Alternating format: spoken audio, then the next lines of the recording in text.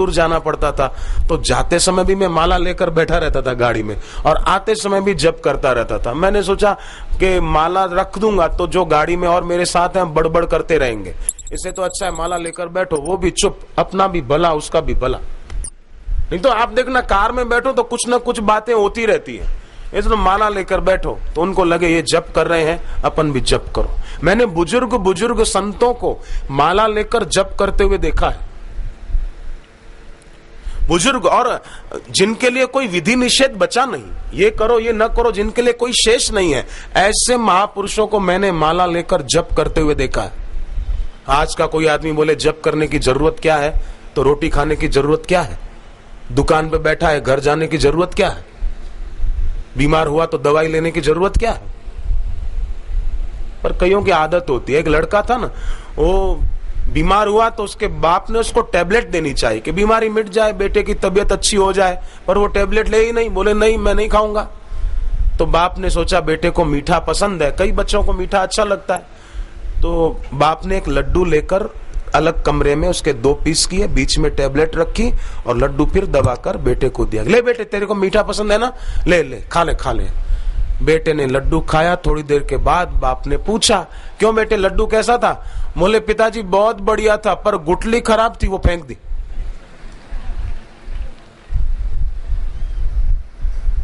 तो तबीयत अच्छी कैसे होगी।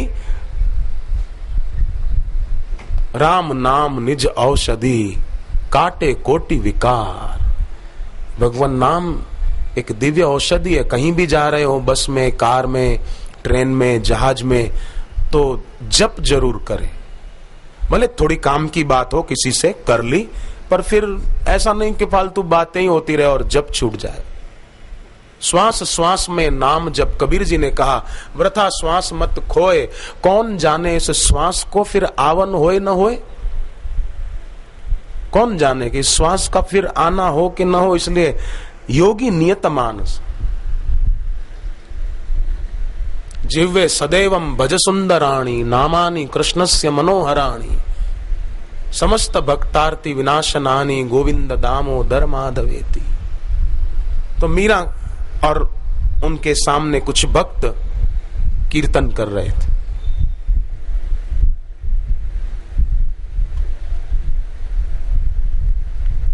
वो भी आया जिसने अपनी गलत इच्छा मीरा के आगे रखी थी। मीरा ने कहा कल मेरे निवास पे आ जाना।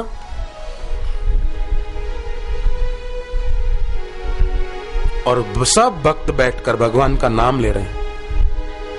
श्री कृष्ण गोविंद हरे मुरारी, श्री कृष्ण गोविंद हरे मुरारी, हे नाथ नारायण वासुदेवा, हे नाथ नारायण वासुदेवा, हे नाथ नारायण वासुदेवा, हे नाथ नारायण वासुदेवा।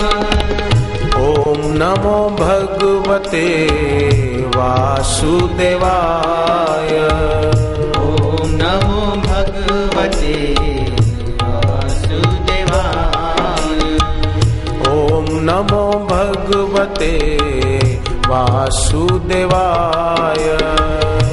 ओम नमो भगवते वासुदेवाय। गुरुदेव साईं ओम, गुरुदेव साईं ओम, गुरुदेव साईं ओम, गुरुदेव साईं ओम, गुरुदेव साईं ओम, गुरुदेव साईं ओम। जीवन हमारा बीते भक्ति में तेरी, जीवन हमारा बीते भक्ति में तेरी, कृपा बनाए रखना प्रार्थना है मेरी, कृपा बनाए रखना प्रार्थना है मेरी। हानि लाभ सुख दुख हंस के सहे हम। हानि लाभ सुख दुख हंस के सहे हम। अटलता रखे तेरी शरण में रहे हम। अटलता है तेरी शरण में रहे हम। गुरुदेव साईं ओम, गुरुदेव साईं ओम, गुरुदेव साईं ओम, गुरुदेव साईं ओम, गुरुदेव साईं ओम, गुरुदेव साईं ओम। ओम नमो भगवते वासुदेवाय। ओम नमो भगवते वासुदेवाय। श्री कृष्ण गोविंद हरे मुरारी। श्री कृष्ण गोविंद हरे मुरारी। हे नाथ नारायण वासुदेवा। हे नाथ नारायण वासुदेवा। मीरा और भक्त कीर्तन कर रहे थे। इतने में मीरा की नजर जब आंख खुली तो उस व्यक्ति पर पड़ी, तो कहा कि चल, तूने कल कहा था और मैंने कहा था निवास पर आना, अब तेरी जो मर्जी हो सो कर। तो बोले ये सब बैठे हैं, इशारे से कहा कि ये सब बैठे हैं। मीरा ने कहा तो जरा सोच प्यारे, इन लोगों के सामने तुझे जो करने में डर लगता है वो ईश्वर के सामने करने में डर नहीं लगता, क्योंकि ये कोई भी ना हो फिर भी ईश्वर तो है।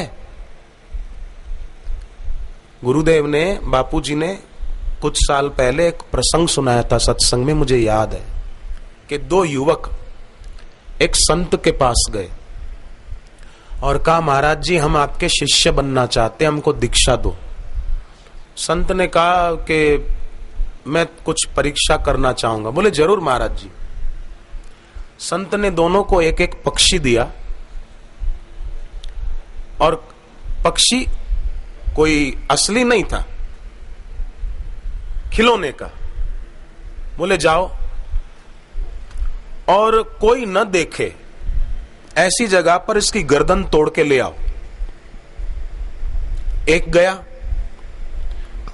बस्ती से दूर खेतों के इलाके में, एक पेड़ के नीचे खड़ा होकर देखा आसपास कोई नहीं है, वो पक्षी की गर्दन तोड़ दी। खिलौने का खिलौना था, तोड़ दी।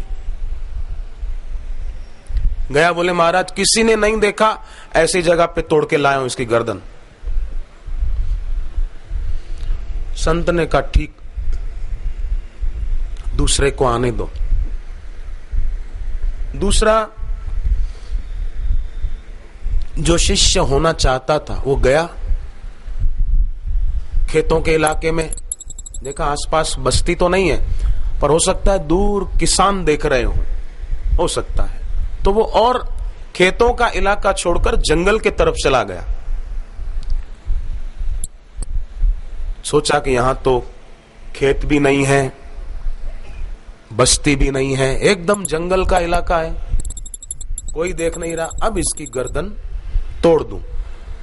फिर देखा उसने कि गुरुजी ने कहा था कोई न देखे, और कोई व्यक्ति तो नहीं है, किसान तो नहीं है, पर हो सकता है सामने पेड़ पर जो पक्षी बैठे हैं वो देख रहे हो।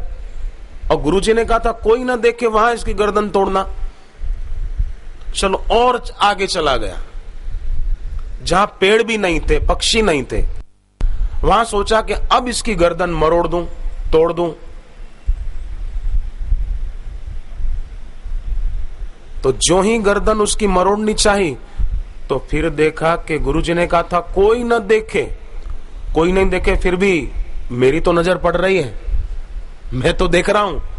तो अपने ऊपर रुमाल ढक दिया, नैपकिन जो था वो ढक दिया, कोई न देखे। फिर उसकी गर्दन तोड़नी चाहिए, तो फिर अंदर से आवाज आई ईश्वरीय के बेटे कोई नहीं देखता है, फिर भी मैं तो देख रहा हूं।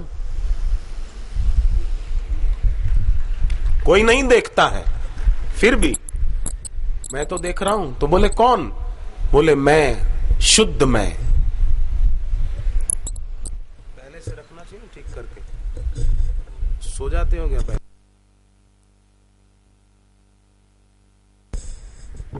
जोड़ दिया।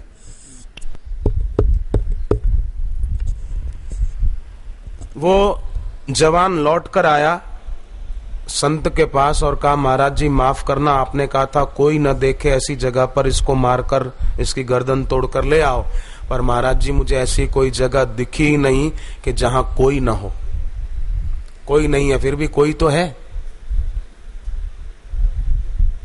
जो व्यापक है, परब्रह्म परमात्मा महाराज, वो तो है। तो मीरा ने कहा कि कोई तो है, कोई नहीं है फिर भी कोई तो है। संत ने उस लड़के को दीक्षा दी, पहले वाले को नहीं दी कि तू अधिकारी नहीं है, अभी थोड़ा हृदय शुद्ध कर और अपने मन से ही कोई भी भगवान का नाम लेकर जपना शुरू कर दे। तो नाम जपते जपते तेरा हृदय शुद्ध होगा, फिर मैं तेरी और आध्यात्मिक उन्नति हो ऐसी बात बताऊंगा। मीरा की बात सुनकर उस व्यक्ति के भी ज्ञान चक्षु खुले और उसने मीरा के चरणों में प्रणाम करके माफी मांग ली। तो भगवान कृष्ण कहते हैं, युंजनेव सदात्मानम योगी नियत मानस, जिसका मन पर अधिकार है वो नियत मानस है, और ऐसे के संग में आने वाला भी नियत मानस होएगा। जैसे उस व्यक्ति की बुद्धि पलट गई, जो गलत काम करना चाहता था वो भी सही रास्ते चल पड़ा। तो जब तक संसार के साथ संबंध बना रहेगा, इंद्रियों और मन के साथ संबंध बना रहेगा, तब तक नियत मानस नहीं हो सकते।